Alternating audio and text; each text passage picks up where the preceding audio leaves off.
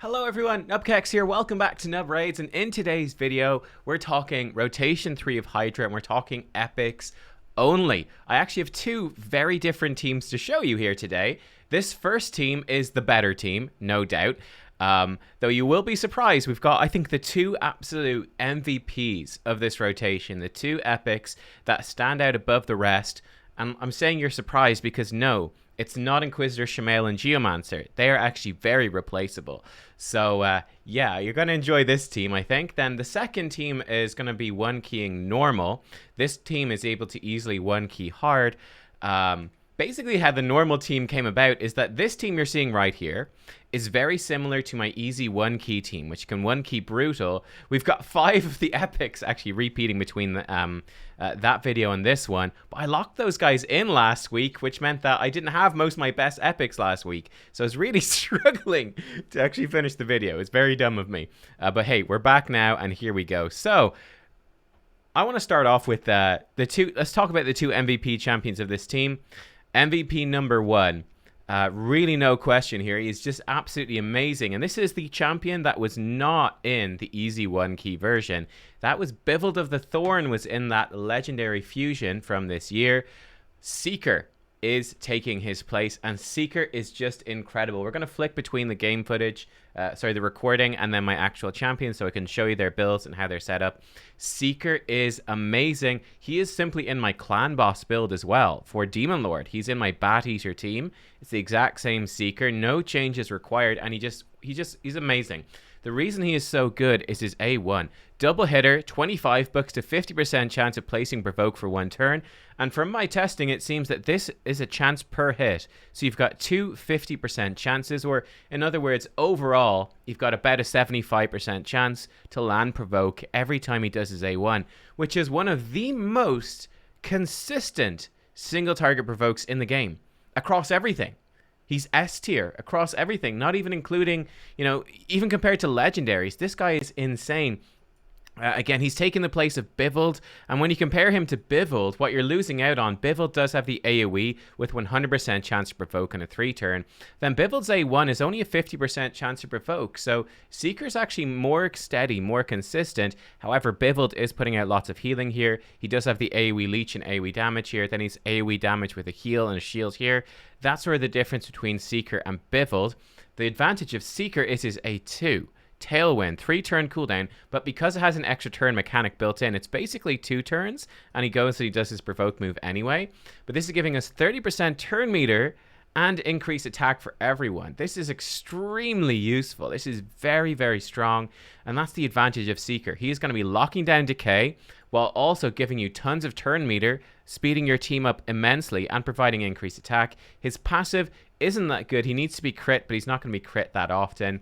For his build, very simply what we're going to do, he just wants to be high speed and then enough accuracy. That's it. I think you want around about 180 for normal, and preferably more like 220, 230 for hard. As you can see though, mine is running at about 200 accuracy on hard, and he's working just fine. So there you are. I have him in full speed set. This is him built for decent damage for clan boss. You don't need this. The main thing is just to have the speed and the accuracy. Then his masteries are like this. I would probably do something similar to this. You could put him in the support tree if you wanted for more accuracy. That's totally fine. That's totally fine. And you can give him Lore of Steel, whatever you want to do. Again, this is my build for Unkillable Clan Boss team, Bat Eater team. His best sets, Relentless would be the best. Guardian is really good too, maybe even Reflex. I have him in triple speed, but that's, yeah, it is what it is.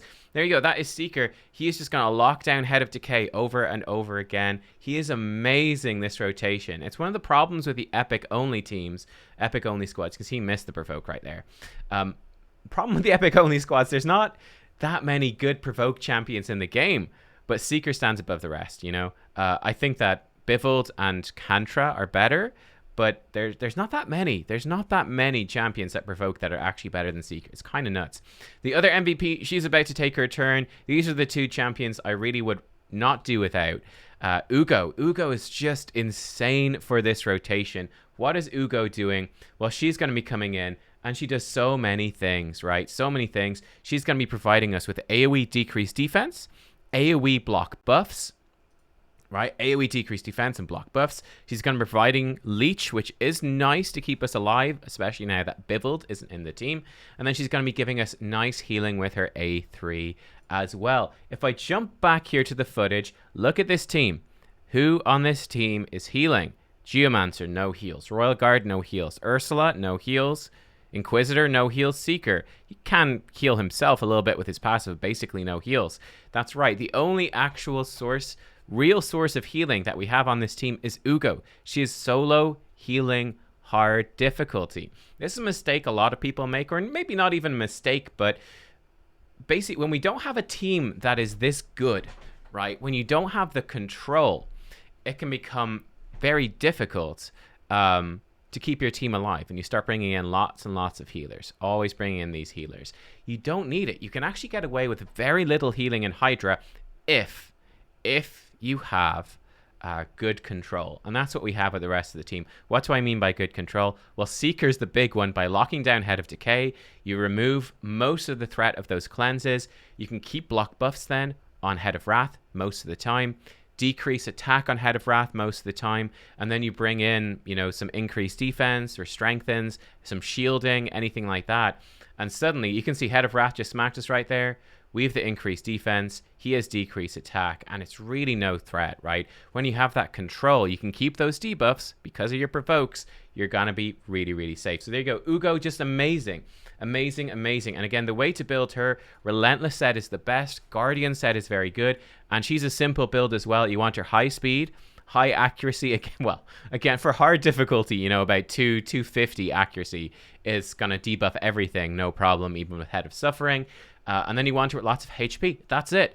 That is it. That's all she needs. She just needs good accuracy, good speed, and high HP, and she just slams through. She has these masteries. So those two champions are the MVPs. The reason that Ugo is so good, so insane this rotation, it all comes down to affinity. Look at the affinities of these heads. Blue affinity is the best affinity for your champions this rotation. There's a chance that Wrath will weak hit them, which is great. They're good affinity against nearly everything. The only red affinity head is the Head of Torment, and we don't really care about Torment. You got two options, really. And this is why I said Shamail is not the MVP of this. Torment is not a starting head. He is not a starting head, so you've got, I think, two real options to deal with him. Option number one, I've not opted for option number one here, but you can absolutely do it, which is simply don't worry about Head of Torment, and if he spawns in, just restart your run if you need to, if you're not close to one keying it. That's, I think, actually a pretty decent option, right? The chance of him spawning in is reasonably low. You could just bring nobody, so you don't need Inquisitor Shamail. I brought him in, and Torment did show up like right at the end of the run, but this was basically a Torment-less run. And you could totally replace Shamail. What would I replace Shamail with in this team? Probably something to heal, basically, is what I would bring in. Some sort of healer. You could bring in someone like Melga, would make it really safe. Alternatively, again, if you don't need that healer, if you're safe like we are here, you could just bring in another damage dealer. That could absolutely work. Just some other source of damage. You can really bring in anyone that you need. He's very replaceable, is what I'm trying to say. Geomancer in the lead. He is bringing us burns, damage reduction as well, which is part of that low healing requirement. He gets to give you damage reduction with his passive. He does great damage. Geomancer's fantastic. He's going to protect you from the poison head of blight, because of that decreased accuracy. So he's fantastic. But again, you could bring in another champion just fine. You can bring in another damage dealer. It's going to be okay for hard. You're really flexible. I do recommend him because he's so easy to build. He is the best, but if you don't have him, you can bring something else. And then Royal Guard, again, is in just as a damage dealer. The nice thing about Royal Guard is he is coming in with decreased speed. And that's the one thing that we don't have too much of in this comp. We don't have a ton of speed control. So I'm looking for a damage dealer with decreased speed. There are other options. Tuhak. You could maybe bring in... what's her face? Dark Elhain. I'm going to show you her in the second run as well. There's lots of other options you can bring in, or obviously any legendaries, whatnot. But yeah, that's the rough gist of this comp. Ursula is giving us AoE decrease attack, strengthen, and increase defense, right? And the potential of a revive. So she, again, is not essential in this comp, but I do think she's really good. You basically want to bring in another champion that's giving damage reduction to your team. We did not need to use the revive in this run. So, yeah, you can basically bring in sort of any other decrease attack champion. we don't need her increase attack like we did in the Bivold composition because Seeker's giving us increase attack. So you don't need to worry about her increase attack. It's just the AoE decrease attack, or even just a single target decrease attack for Wrath is the main thing you want. And then just, you know, generally speaking, keeping your team alive. I like Ursula still because she gives you the safety of the revive if you need it. And yeah, there we go. Again, to show you the builds really quick of this team, and then I'll show you team number 2, Ursula. These are her masteries. This is her build. Again, good speed, good accuracy, some resistance, keep her alive. Regen, you just want her to stay alive. This is more for brutal, is how she's built. But you can get away with it. We have Shamail. This is the Shamail build. He is built with really high resistance and just tanky. And he has Blood Shield. Again, you want to be aiming for about 460 resistance to be super safe for hard Hydra. You can get away with 410 resistance if you need to. This is his build. Guardian set would be the best thing for him overall. Kind of whatever you want. These are his masteries. With Blood Shield, he's a good Mischief tank, so Head of Mischief will attack him quite a bit and miss its turn and miss stealing buffs. But that's okay. You don't need that, but it does make it a little bit smoother. Geomancer we were using, I think it's this Geomancer right here, so deflection. So good speed, good accuracy, and just defensive stats. Very simple, a lot of these champions in this team. And then the Royal Guard is this Royal Guard right here. So he's in Relentless, again, trying to build him tanky, good speed, 100% crit rate, and again, just a bit of accuracy so we can actually be landing that decreased speed and just slamming in. And these are his masteries. So this is team number 1. Really nice team, very smooth. We swing through to the end. You can see it's really no problem. If with this exact team comp, if Head of Torment spawns in earlier, you're going to just skyrocket your damage. Your damage is going to go crazy because you're going to start... Inquisitor Shamail just turns Torment into free damage for your Geomancer, you know? But we got through pretty much all this run. Like, when did he spawn in? He spawned in around 18 million. And we still had absolutely tons of time. Like, we were going to rip through this no problem without Torment. But you can see we get to the end, and I just cancelled the battle when we got to that comfortable 1 key. I just cancelled it, so you can see.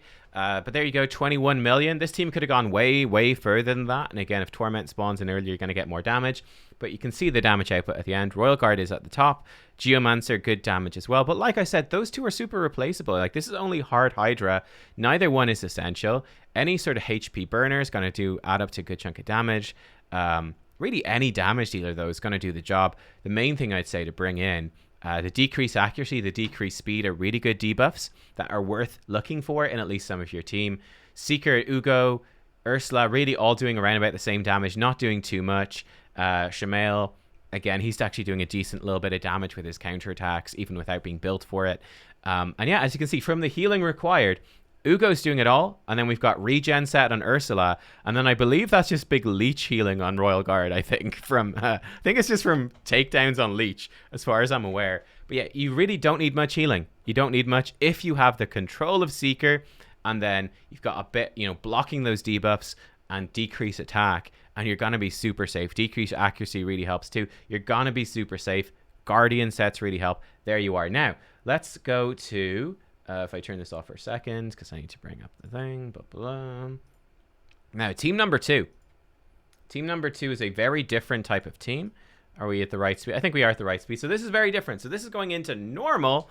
And in this run, you're going to see a whole bunch of wonky champs that we haven't seen elsewhere before. So this was my attempt last week of the B team run, basically. This is the B team run where we don't have a lot of the stuff that we want. So you can see we do a sneaky thing here at the start. We get out block buffs, but then we bait the Head of Decay into doing a single target cleanse. And this is going to protect us from that poison cloud. It's going to let us get through the poison cloud.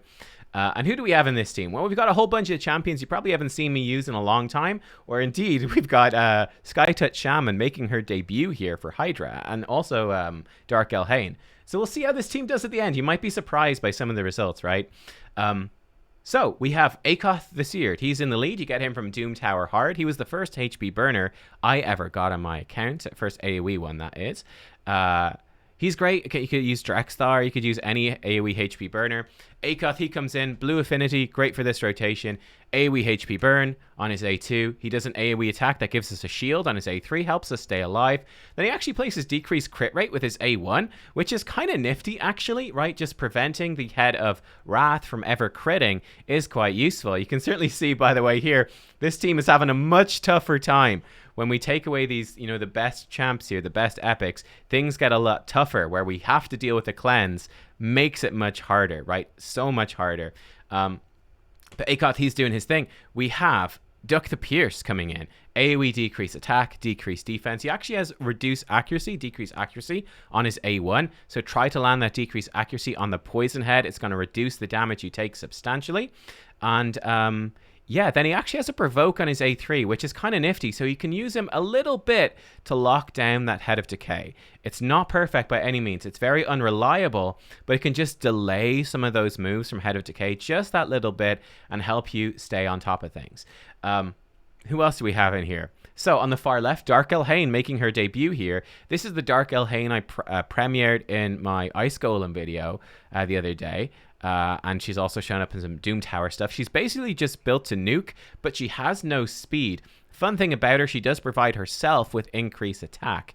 So you don't need to bring an increased attack in. She has a couple of issues. You're going to see that her performance here is not going to be the best. There we go, landing the provoke before that cleanse comes out just to slow them down a little bit. So bringing her in for Hydra, the advantage here, she does land decreased speed, which is very useful. Very useful.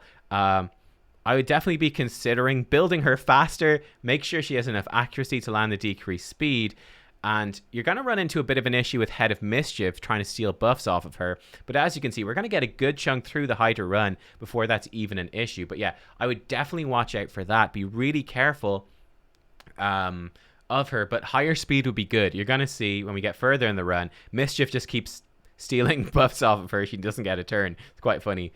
We've got Umbral Enchantress on the far right. She is in here to do our block buffs AoE. Unfortunately, this is a really bad rotation for her. Normally, the advantage of Umbral is that she can land block buffs as a Void Affinity champion. So no matter what affinity you're up against, she can do the job. This time in rotation 3 though, everything you want to land block buffs on is blue or green affinity. So Ugo is just so much better. It's not even funny. Ugo is the best block buffs champion in the game for this rotation, bar none. So that's sort of the downside of Umbral. She's completely overshadowed by Ugo this rotation. Ugo lands block buffs just as well, but also brings decreased defense, also brings healing, also brings leech. Ugo just completely eclipses her. It's a little bit sad, to be honest, but it is what it is. We've got our girl Rector Drath in here to revive us and protect us if Head of Torment does come in. Again, you could use any sort of healer, any reviver. It's totally cool. It's up to you. We're using Rector Drath. We do need a reviver. Why? Because, again, probably the spiciest pick of this team, we have Skytouch Shaman coming in, guys. Skytouch Shaman. What does she do? Well, Skytouch Shaman is coming in. She is giving us block debuffs. She's giving us loads of healing for our team that scales the lower her health is.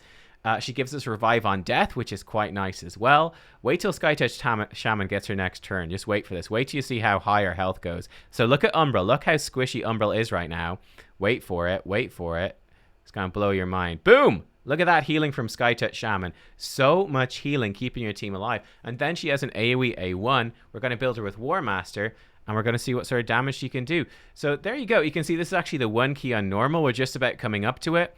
And yeah. Not bad, not bad. You do need a reviver. Skytouch Shaman, she hurts herself with her passive every time she takes a turn, so that is sketchy.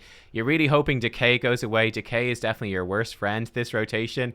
Sort of the issue with Duck the Pierced is that you want to keep using his decrease attack, you know, decrease defense, but then he can't get around to his provoke. So maybe with enough speed you could do it, but it's a little bit awkward, you know. It's a bit awkward, but there you go. I thought this was a fun team, and again, this team just kept going and going and going and going. You can see at the end, well, you probably can't see too much at the end, but basically Dark Elhaine kept missing her turn. And here we go. This is the result of this team. What are your bets in terms of how they did? There we go. So this was just on normal. It's just on normal. And in total, we were able to do 22.95 million damage with this epic only team. Again, sort of the key of this team was, okay, I have the 6 best epics in my other team. They're the 6 best. That is the best epic only team. what happens if we take another good really 6 epics and show them off? So here we go. So I think probably the biggest sort of standout thing, Akoth the Seared pumping out the damage at 12.46. That's doing some just decent damage himself.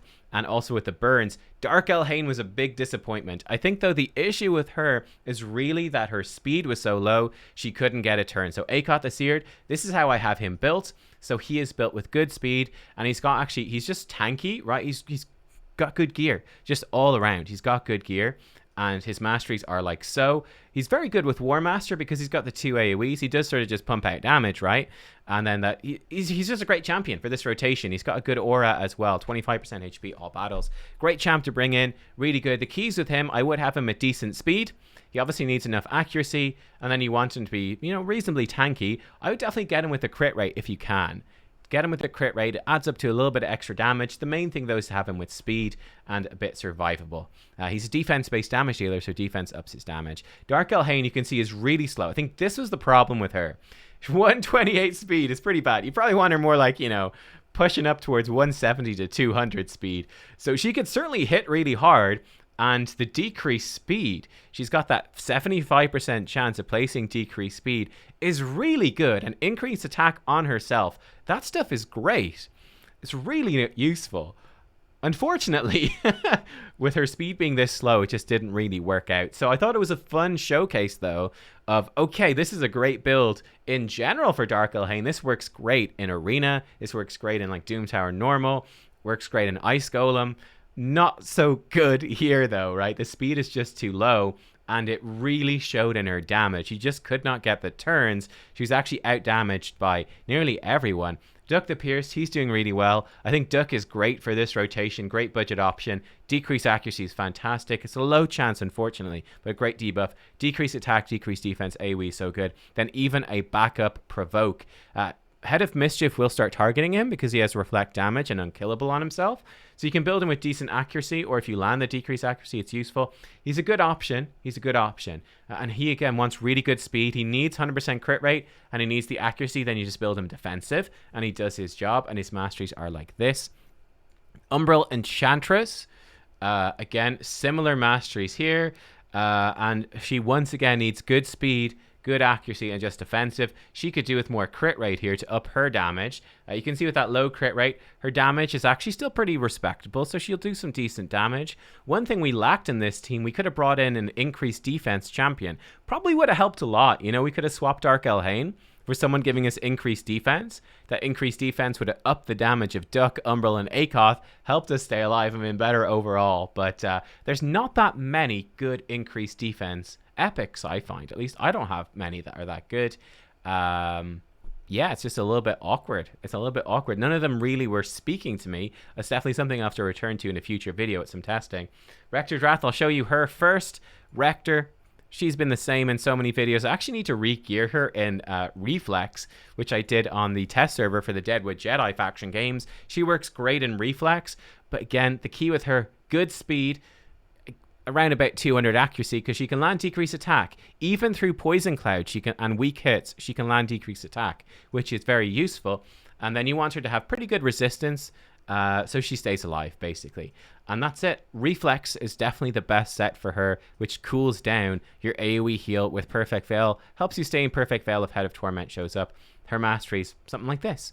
And then the spicy pick, certainly of this team, is Skytouch Shaman. She's in the same gear I use for Arena. So she's got really good speed and way too much accuracy, because I think she's stuck in an accuracy banner for speed. Yeah, I needed her to be this specific speed for my Arena team, so it's really awkward.